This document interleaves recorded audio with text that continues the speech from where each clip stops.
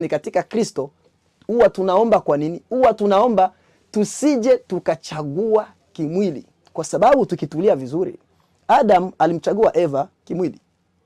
Mungu ndiye ambaye alimtengeneza Eva, lakini Adam kumkubali Eva hakutulia eti kwanza kumuuliza Bwana. Kwa nini Adam hakumuuliza kwanza Bwana, Bwana, hivi kweli huyu anafaa? Laiti Adam angelimuuliza Bwana, je, Bwana angelimficha? Bwana asingelimficha. Ndio maana wao ni chanzo kubwa pia Bwana kutaka sisi watoto wake, wanadamu, kuwa na msii, kuwa na muomba tunapokuwa tunahitaji msaada wa ndoa. Kwa sababu nyota itatumika ya mwanamke. Na hiyo ni umbili, hiyo ni sura, hiyo ni nyota kabisa ya mwanamke. Lakini mwisho wa siku hivyo vitu havitalinda hiyo ndoa. Hakuna mtu ambaye angelimvumilia Eva. Adam angelikuwa ana choice nyingine ya kuchagua.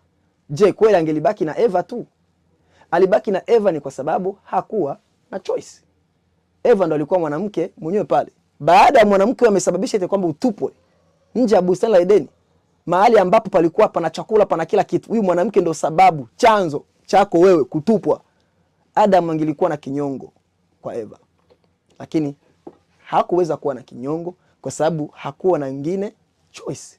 Hakuwa na chaguo lingine. Hili lilikuwa ni chaguo pekee ambalo Mungu alikuwa amempa.